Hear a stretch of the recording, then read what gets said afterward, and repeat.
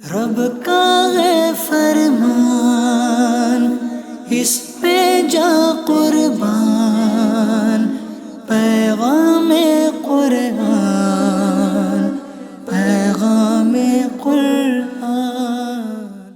الحمد للہ رب العالمین والصلاة والسلام علی خاتم النبیین، اما بعد فاعوذ باللہ من الشیطان الرجیم، بسم اللہ الرحمن الرحیم۔ الصلاة والسلام علیک یا رسول اللہ وعلی آلک واصحابک یا حبیب اللہ۔ الصلاة والسلام علیک یا نبی اللہ وعلی آلک واصحابک یا نور اللہ۔ ایف جین چینل کے ناظرین، ایک بار پھر آپ کا پسندیدہ اور معلوماتی پروگرام جس کا نام ہے پیغام قرآن، جی ہاں، پیغام قرآن سلسلہ لے کر حاضر ہیں انشاءاللہ الکریم۔ آج کے ایپیسوڈ میں بھی پیغام قرآن سننے کی سعادت حاصل کریں گے اور پیغام قرآن سے ملنے والے مدنی پھولوں کو بھی حاصل کرنے کی کوشش کریں گے کہ پیغام قرآن میں ہمارے لیے آج کیا سبق ہے۔ ناظرین اکرام، بڑھتے ہیں اچھی نیتوں کی طرف۔ میرے اور آپ کے پیارے نبی صلی اللہ علیہ وسلم کا فرمان ہے، مسلمان کی نیت اس کے عمل سے بہتر ہے۔ میں بھی نیت کرتا ہوں، آپ بھی نیت کریں، اللہ پاک کی رضا پانے، ثواب کمانے کے لیے اس پروگرام کو مکمل دیکھیں گے، سنیں گے اور عمل کرنے کی بھی کوشش کریں گے۔ پیارے پیارے نبی محمد عربی صلی اللہ تعالی علیہ وآلہ وسلم پر درود و سلام پڑھنے کے بڑے فضائل ہیں۔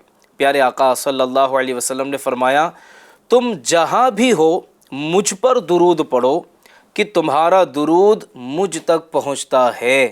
صلو علی الحبیب صلی اللہ تعالی علی محمد صلی اللہ علیہ وآلہ وسلم۔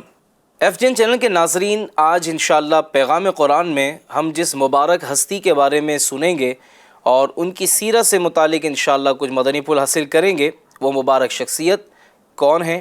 حضرت ابراہیم علیہ السلام۔ جی ہاں، آج کے ہمارے ایپیسوڈ کا نام بھی کچھ اسی طرح ہے کہ حضرت ابراہیم علیہ السلام کا مبارک تذکرہ۔ ایک مرتبہ فرشتے حسین و جمیل نوجوان لڑکوں کی شکل میں حضرت ابراہیم علیہ السلام کے پاس آئے اور سلام عرض کیا۔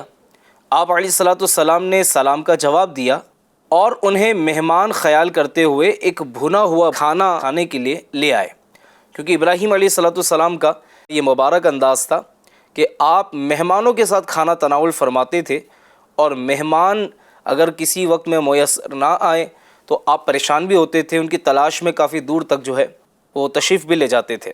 تو خیر، آپ نے انہیں مہمان خیال کیا اور ان کے لیے کھانا کھانے کے لیے آپ لے آئے، لیکن مہمانوں نے کھانے کی طرف بالکل اصلاً جو ہے وہ ہاتھ ہی نہ بڑھایا۔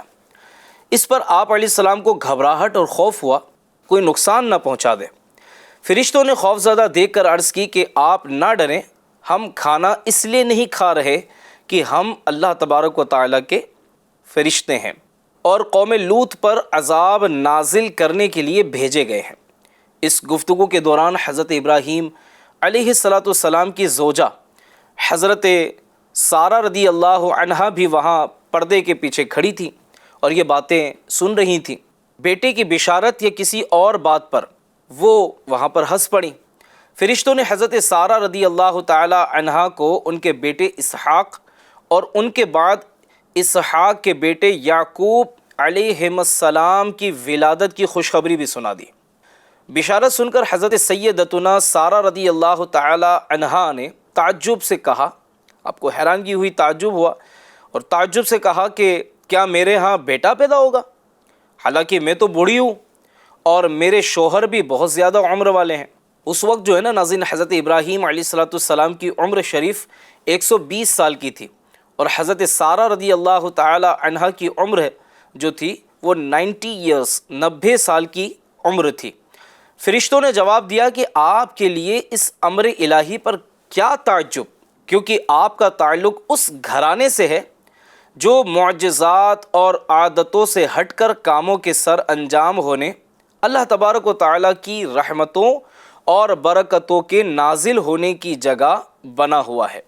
بہرحال جب فرشتوں سے کلام کرنے کے بعد حضرت ابراہیم علیہ السلام کا خوف زائل ہو گیا، خوف دور ہو گیا، تو آپ علیہ الصلوۃ والسلام قوم لوط کے بارے میں فرشتوں سے سوال و جواب کی صورت میں کلام کرنے لگے، جسے اللہ تبارک و تعالیٰ نے ان الفاظ سے بیان فرمایا کہ ابراہیم ہم سے قوم لوط کے بارے میں جھگڑنے لگے۔ آپ علیہ الصلوۃ والسلام کا مقصد یہ تھا کہ عذاب مؤخر کر دیا جائے، عذاب کو ٹال دیا جائے، اور بستی والوں کو ایمان و توبہ کے لیے کچھ اور مہلت اور موقع مل جائے۔ آپ علیہ الصلوۃ والسلام کی اس رحمت و شفقت پر اللہ تبارک و تعالیٰ نے آپ کی مدح فرمائی کہ بے شک ابراہیم بڑے تحمل والے ہیں، خدا سے بہت ڈرنے والے ہیں، اس کے سامنے بہت آہوزاری کرنے والے ہیں، اور اس کے علاوہ منیبن یعنی خدا کی طرف رجوع کرنے والے ہیں۔ یہ اس لیے فرمایا کہ جو شخص دوسروں پر عذاب الہی کی وجہ سے اللہ تبارک و تعالیٰ سے ڈرتا اور اس کی طرف رجوع کرتا ہے، وہ خود اپنے معاملے میں کس قدر خدا سے ڈرنے والا اور رجوع کرنے والا ہوگا۔ قوم لوط کے متعلق حضرت ابراہیم علیہ الصلوۃ والسلام کا کلام طویل ہوا تو فرشتوں نے عرض کی، اے ابراہیم، عذاب مؤخر کرنے کی درخواست چھوڑ دیجیے، کیونکہ رب العالمین کی طرف سے اس قوم پر عذاب نازل ہونے کا حتمی فیصلہ ہو چکا ہے۔ یہ فیصلہ ہو گیا کہ قوم لوط پر عذاب نازل ہوگا، اس عذاب کے ٹلنے کی اب کوئی صورت نہیں ہے، اور یوں اس کے بعد جو ہے وہ قوم لوط پر اللہ تبارک و تعالیٰ کا عذاب نازل ہوا۔ یا ناظرین، ایک بات عرض کرتا چلوں، پھر انشاءاللہ الکریم آیات سے ملنے والا کچھ درس بھی انشاءاللہ بیان کروں گا۔ قرآن مجید میں کئی مقامات پر پچھلی قوموں پر آنے والے عذابات بھی بیان کیے ہیں، اور ان عذابات کے ریزن بھی بیان کیے گئے۔ فلاں قوم پر عذاب آیا، اس وجہ سے آیا، فلاں قوم پر اللہ نے عذاب نازل کیا، اس وجہ سے کیا، فلاں قوم کو اللہ نے ان کی صورت مسخ کر دی، ان کی صورتیں تبدیل ہو گئیں، ان کو سور بنایا گیا، ان کو بندر بنایا گیا، یا آسمان سے ان پہ پتھر برسائے گئے۔ جو بھی عذابات ان پر آئے وہ بھی ذکر کیا، اور کیوں آئے وہ بھی بیان کیا گیا۔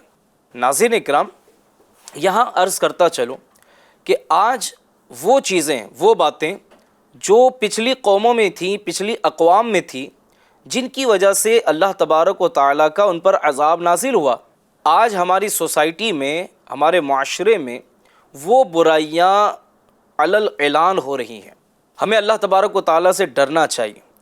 کہیں ہم گناہ کے ذریعے، رب کی نافرمانیوں کے ذریعے رب کے عذاب کو دعوت تو نہیں دے رہے کہ جہاں رب کریم رحمان ہے، رحیم ہے، کریم ہے، بخشنے والا ہے، مہربان ہے، وہیں اللہ تبارک و تعالیٰ قہار و جبار بھی ہے۔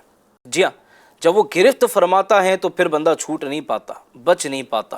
اس لیے ہمیں اللہ کی ہر اس نافرمانی والے کام سے اپنے آپ کو بچانا چاہیے جو اللہ تعالیٰ کی ناراضگی کا سبب بن سکتا ہے۔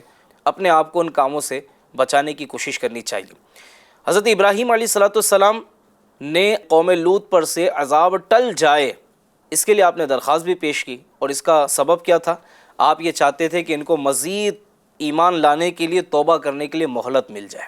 یہاں آپ کی رحم دلی کا بھی پتہ لگتا ہے کہ آپ کا دل کتنا نرم تھا کہ آپ یہ چاہتے تھے کہ ان پر عذاب نازل نہ ہو، یہ توبہ کر لیں، یہ ایمان لے آئیں۔ تو یہاں ہمیں ایک درس یہ بھی ملتا ہے، اسپیشلی ان کے لیے کہ جو دین کی خدمت کرتے ہیں، جو نیکی کی دعوت دیتے ہیں، جو برائی سے منع کرتے ہیں اور لوگوں کو مسجد کا راستہ دکھاتے ہیں، دین کی طرف لاتے ہیں، گناہوں سے بچنے کی لوگوں کو نصیحتیں کرتے ہیں، ان کے لیے اس میں خاص مدنی پھول ہے کہ جب کسی کے اندر کوئی برائی دیکھیں، فار ایگزامپل اگر کسی کو شرابی آپ نے دیکھا، تو اب اس کے شراب پینے سے ہمیں نفرت ہونی چاہیے، اس شرابی سے نفرت نہ ہو۔ یوں کہہ لیجئے کہ وہ شرابی سے نفرت ہوگی تو آپ اس کی اصلاح کے لیے آگے نہیں بڑھ سکیں گے۔ اس کے لیے ہمدردی دل میں ہونی چاہیے کہ یہ بیچارہ شراب پی کر رب کے غضب کو دعوت دے رہا ہے، یہ حرام کام کر رہا ہے، یہ وہ کام کر رہا ہے جس کے لیے اللہ رسول نے منع کیا ہے۔ اب اس کے لیے دل میں ہمدردی یوں ہو کہ میں اسے سمجھانے کی کوشش کروں گا، اسے اس کے حال پر نہیں چھوڑوں گا۔ اگر یہ انداز ہوگا تو انشاءاللہ اس سے فائدہ ہوگا، گناہ کرنے والے گناہوں سے تائب ہوں گے، توبہ کرنے میں کامیاب ہوں گے۔ ورنہ اگر یہ ہوگا کہ یار یہ گناہ گار آدمی ہے، بیکار آدمی ہے، جو ہے وہ پرلے درجے کا خراب آدمی ہے، اس کی طرف ہم نے توجہ نہیں دینی ہے، اس کو کون سمجھائے گا، کون ٹائم ویسٹ کرے گا، اگر یہ انداز ہوگا تو پھر معاشرے میں اصلاح کا، نیکی کی دعوت کا کام کون کرے گا؟ تو یہاں ایک مدنی پھول ہمارے لیے یہ ملا، یعنی ایک پوائنٹ یہ بنا کہ جو بھی دین کا کام کرنا چاہتے ہیں انہیں اپنی طبیعت کو بھی نرم کرنا چاہیے اور اپنے دل کو بھی نرم کرنا چاہیے، تاکہ امت میں ہونے والی خرافات، بے حیائیاں، بداعمالیاں دیکھ کر اس کا دل جلے، اور جو ان برائیوں میں مبتلا ہیں انہیں اس گناہوں کے دلدل سے باہر نکالنے کی یہ کوشش کر سکیں۔ تو یہ وہی کرے گا جس کے دل میں اس طرح کا رحم ہوگا اور امت سے وہ محبت کرتا ہوگا، ورنہ یا شیخ اپنی اپنی دیکھ والا نعرہ لگا کر ہم اپنے اپنے میں لگے رہے تو ایسا نہ ہو کہ بازو میں لگنے والی آگ بڑھ کر ہمارے گھر کو بھی جلا دے۔ جب پڑوس میں آگ لگی ہو تو سکون سے سویا نہیں جاتا، آدمی یہ نہیں کہتا یار پاس میں آگ لگی میرے گھر میں تھوڑی لگی ہے، ٹھیک ہے بھائی سو جا، صبح اٹھے گا تو پتہ نہیں کیا ہوگا تیرا۔ تو جب آگ لگی ہے تو اسی وقت آگے بڑھ کر کوپریٹ کیجئے، اس کے گھر کی آگ بجھائیں گے تو انشاءاللہ انڈائریکٹ آپ کو بھی فائدہ ہوگا کہ آپ کا گھر بھی محفوظ ہو جائے گا۔ بہرحال ناظرین اکرام، آگے بڑھتے ہیں، آیات سے ملنے والا کچھ درس بھی آپ کے ساتھ میں شیئر کرتا ہوں۔ دیکھیے پہلا مدنی پھول، پہلا نقطہ پوائنٹ تو ہمیں یہ ملا کہ ملاقات کے وقت سلام کرنا فرشتوں اور نبیوں کی سنت ہے۔ کیا مدنی پھول ملا؟ ملاقات کے وقت جب ہم کسی سے ملنے گئے ہیں اور وہ مسلمان ہیں، وہ عاشق رسول ہے، تو ہم نے کیا کرنا ہے؟ سلام میں پہل کرنی ہے، کہ یہ سلام کرنا فرشتوں اور نبیوں کی سنت ہے۔ لیکن افسوس کے ساتھ آج ہائے ہیلو کا دور چل چکا ہے، سلام تقریباً لوگوں نے چھوڑ دیا ہے، یا سلام کرتے بھی ہیں تو چہرہ دیکھ کے سلام کرتے ہیں، جان پہچان والوں کو سلام کرتے ہیں۔ یہ انداز تو ہمارا نہیں ہونا چاہیے نا، کہ ہم صرف جان پہچان والوں کو سلام کریں گے۔ قرب قیامت کی نشانیوں میں سے ایک نشانی یہ بھی ہے کہ لوگ صرف جان پہچان والوں کو سلام کریں گے، کیا بنے گا ہمارا؟ ہمیں چاہیے کہ ہم عاشقان رسول کو آگے بڑھ کر سلام کیا کریں، اور سلام کرنے والا یہ اللہ کا مقرب بندہ بن جاتا ہے۔ اگر اللہ کا پسندیدہ بندہ بننا ہے، سلام میں پہل کیجئے، انتظار مت کیجئے کہ آپ کو کوئی پہلے سلام کرے گا پھر آپ سلام کا جواب دیں گے، نہیں، آپ پہل کیجئے، آپ آگے بڑھیے، آپ سلام میں پہل کیجئے، اپنے بچوں کو سلام کرنے میں پہل کیجئے۔ والد صاحب ہیں، اپنے بیٹے کو، بچوں کو سلام میں پہل کریں، بچوں کی ماں کو سلام میں پہل کریں، چچا ہیں اپنے بھتیجوں کو، بھانجوں کو، گھر کے دیگر چھوٹے جو آپ سے ہیں ان کو سلام میں پہل کریں۔ گھر کے چھوٹے آداب بھی سیکھیں گے، ان کے اخلاق بھی اچھے ہوں گے، اور انشاءاللہ سلام میں پہل کرنے کا درس بھی ملے گا۔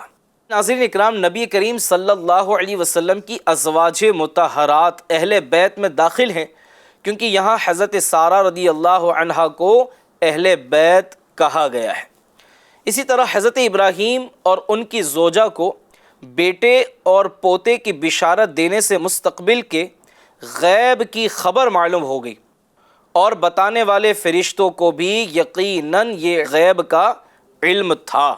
اسی طرح تحمل، بردباری، خوف خدا، گریہ وزاری، خدا کی طرف رجوع کرنا اللہ کریم کو بہت زیادہ پسند ہے۔ یہ صفات ہمیں بھی ناظرین اپنانی چاہیے کہ ہم تحمل، بردباری والے، برداشت کرنے والے، درگزر کرنے والے، معاف کرنے والے بنیں۔ اسی طرح اللہ سے ڈرنے والے، خوف خدا رکھنے والے ہم بنیں۔ وہیں گریہ و زاری، یعنی آج پیٹ میں درد ہو تو ہم روتے ہیں، سر میں درد ہو تو روتے ہیں، کاروبار میں نقصان ہو جائے تو ہم روتے ہیں، پھر جناب کوئی دھوکہ دے دے، کوئی پیسہ کھا کر بھاگ جائے، انویسٹمنٹ کیا تھا ڈوب جائے، آگ لگ جائے، چوری ہو جائے، حادثہ ہو جائے، تو کیا کرتے ہیں؟ آنسو بہاتے ہیں، روتے ہیں۔ کاش کہ اللہ کے خوف سے، کبھی جنت کی طلب میں، کبھی جہنم کے خوف سے، کبھی اللہ تعالیٰ کی رحمتوں کے بارے میں سوچ کر، اس کی عنایتوں کے بارے میں سوچ کر آنسو بہائیں، تو کبھی اللہ کرے کہ ہم قبر کے بارے میں سوچ کر آنسو بہائیں کہ میں آج بڑے بڑے کمروں میں رہتا ہوں، عالی شان میرے پاس جو ہے وہ کوٹھی ہے، بنگلہ ہے، انتظامات ہیں، لگژری لائف جی رہا ہوں، لیکن اس کے بعد بھی میں سکون سے نہیں رہ پا رہا، مجھے سکون نہیں مل رہا، سکون کی نیند نہیں آ رہی۔ وہ اتنی سی قبر میں کیسے سوؤں گا؟ وہ اتنی سی قبر میں تو نہ پنکھا ہوگا، نہ اے سی ہوگا، ابھی تو جناب اے سی کے بغیر نیند بھی نہیں آتی، قبر میں کیا ہوگا؟ تو کبھی بندہ خوف خدا میں گریہ و زاری کرتے ہوئے، آنسو بہاتے ہوئے یہ سوچ لے نا، یہ فکر آخرت بھی ہے اور یہ غفلت سے باہر لانے کا طریقہ بھی اپنے آپ کو۔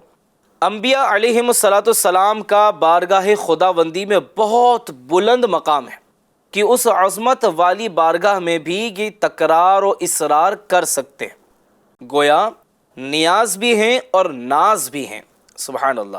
اسی طرح فرشتوں کے صحیفوں میں لکھی کسی چیز پر معلق تقدیر دعاؤں یا نیکیوں سے ٹل جاتی ہے، جبکہ ظاہری مبرم و قطعی تقدیر انبیاء اکرام علیہم السلام اور خواص اولیاء اکرام کی دعاؤں سے بدل سکتی ہے، لیکن حقیقی قطعی مبرم تقدیر ہرگز نہیں بدلتی۔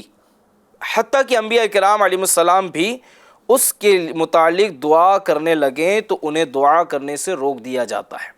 اللہ تبارک و تعالی ہمیں توفیق عطا فرمائے۔ ناظرین اکرام، اسی میں ایک درس یہ بھی ملا کہ حضرت ابراہیم علیہ السلام مہمان نواز بھی تھے۔ مہمانوں کو کھلانا پلانا، ان کی مہمان نوازی کرنا، بلکہ ابراہیم علیہ السلام کی سیرت میں یہ بھی لکھا ہے کہ آپ کے گھر میں دسترخوان بچھا رہتا تھا۔ جی ہاں، دسترخوان بچھا رہتا تھا، آنے والے مہمانوں کے لیے کھانے کا انتظام ہوتا تھا، دیگر ضروریات کی چیزیں پیش کی جاتی تھیں۔ یہاں سے ہم غلاموں کو بھی یہ درس ملتا ہے، امت حبیب کو یہ درس ملتا ہے کہ ہم بھی آنے والے مہمانوں کو کیا کریں؟ ویلکم کریں، خوش دلی سے کھلائیں پلائیں، ان کو بوجھ نہ سمجھیں۔ بعض لوگ آنے والے مہمانوں کو بوجھ سمجھتے ہیں اور پھر جو ہے ان کے لیے انتظامات نہیں کرتے۔ اگر وہ رابطہ کرے بھی کہ ہم آنا چاہتے ہیں تو ان کو اسپیس نہیں دیتے، بلکہ کہتے ہیں بھائی وہ فلاں جگہ ذرا ہمیں جانا ہے، حالانکہ کوئی ایسا جانا وانا کہیں ہوتا نہیں ہے، لیکن بس یہ کہ وہ مہمان گھر میں نہ آ جائے، کھلانا پڑے گا، پلانا پڑے گا، سنبھالنا پڑے گا، پھر نخرے بھی اٹھانے پڑیں گے۔ تو یہ انداز نہ ہو، بلکہ مہمان جب گھر میں آتا ہے تو اس کے آنے کی برکت سے جو کھلانے والا ہے، میزبان ہے، اللہ تبارک و تعالیٰ اس کے رزق میں برکت بھی دیتا ہے، اور اس کے جب مہمان جاتا ہے تو صاحب خانہ کے گناہوں کی بخشش کا ذریعہ بن جاتا ہے۔ تو یہ آنے والا مہمان تو آپ کے لیے رحمت بن کر آ رہا ہے، اس کے صدقے میں آپ کے گناہ معاف ہو جائیں گے۔ تو آپ دیکھیں ابراہیم علیہ السلام تو مہمانوں کو ڈھونڈ ڈھونڈ کر لاتے تھے، ساتھ میں کھلاتے تھے۔ کاش ہم بھی مہمانوں کی قدر کریں، ان کی مہمان نوازی کریں، ان کی ضرورتوں کو پورا کریں۔ یہاں تک کہ حضور کی سیرت پاک اگر پڑھیں تو پتہ لگتا ہے مہمانوں کے لیے میرے حضور نے قرض تک لیا ہے، مہمانوں کی خیرخواہی کے لیے قرض بھی لیا ہے میرے آقا علیہ السلام نے۔ اس سے اندازہ ہوتا ہے کہ مہمان آ رہا ہے تو اس کو اہمیت تو دیجیے، اہمیت نہیں دیتے۔ اچھا گھر میں آ بھی گئے تو بیٹھتے نہیں پاس میں آ کے، کھانا لگا ہے تو ان کے ساتھ کھانا نہیں کھاتے، یا پھر ایسی باتیں کرتے ہیں کہ جس سے مہمانوں کو اکتاہٹ ہو اور وہ واپس چلے جائیں۔ ارے جناب اچانک آپ تو بس طوفان کی طرح آ گئے، پہلے خبر ہی کر دی ہوتی ہم کو انتظام تو کرتے نا، آپ نے تو آ کر آزمائش میں ڈال دیا ہم کو۔ اس طرح کی مسکراتے مسکراتے باتیں کر لیتے، آنے والا بیچارہ اتنا سا منہ اور اتنا سا دل لے کر پلٹ جاتا ہے۔ تو یہ انداز نہیں ہونا چاہیے، مہمانوں کی قدر کریں، اس کی برکتیں ملیں گی۔ اور باقاعدہ کتابوں میں مہمان نوازی کے جو ہے وہ آداب بھی لکھے ہوئے۔ اچھا مہمانوں کو بھی چاہیے جب کسی کے گھر جائیں تو ایسا نہ ہو کہ مطلب 2-3 مہینے کے لیے جا کر بیٹھ گئے، بھائی آگے ہم ساری چھٹیاں یہ گزاریں گے، ٹھیک ہے۔ بعض نواسے نواسیاں یہ نانی کے گھر، پھر پوتا پوتیاں اپنے یہاں دادیوں کے وہاں، دادا کے یہیں اپنا وقت گزار رہے ہوتے ہیں، وہ ایک الگ چیز ہے۔ موسٹلی تو یہی ہوتا ہے کہ نانا نانی کے گھر بچے جاتے ہیں یا دور رشتہ دار رہتے ہیں ان کے یہاں جاتے ہیں۔ تو بہرحال ناظرین اکرام، ہم یہ نیت کر لیں، کیا نیت کر لیں؟ مہمانوں سے میں عرض کر رہا ہوں کہ جب کسی کے گھر مہمان بنے تو اس سے پہلے کہ وہ اکتا جائے آپ وہاں سے تشریف لے جائیں۔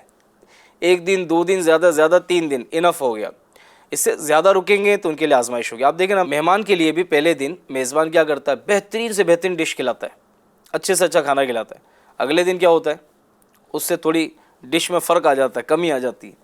تیسرے دن کیا ہوتا ہے؟ اس سے بھی کم ہوتی ہے۔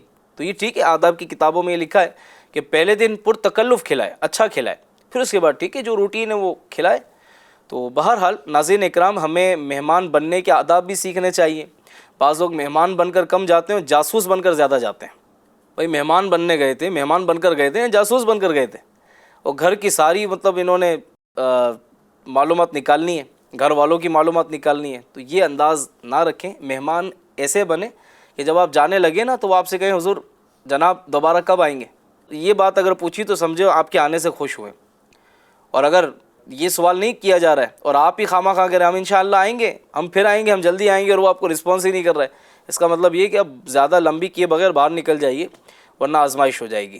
تو بہرحال اللہ پاک ہم سب کو شریعت و دین کے مطابق آپس کے معاملات کرنے کی توفیق عطا کرے۔ آج کے اس ایپیسوڈ میں جانے انجانے میں ہونے والی غلطیوں سے ہم اللہ تبارک و تعالیٰ کی بارگاہ میں توبہ کرتے ہیں۔ استغفر اللہ ربی من کل ذنب واتوب الیہ۔ ناظرین اکرام، آج کے پیغام قرآن پروگرام میں بہت ساری باتیں سیکھنے کی سعادت ملی ہے۔ اللہ کریم ہم سب کو ان باتوں پر عمل کی سعادت نصیب فرمائے۔ انشاءاللہ الکریم جلد پھر ایک اور پیغام قرآن لے کر حاضر ہوں گے۔ اجازت دیجیے، اپنا خیال رکھیے، FGN چینل دیکھتے رہیے اور پیغام قرآن سلسلہ دیکھنے کی دعوت بھی عام کرتے رہیے۔ صلو علی الحبیب صلی اللہ تعالی علی محمد صلی اللہ علیہ وآلہ وسلم۔ رب کا ہے فرمان، اس پہ جا قربان، پیغام قرآن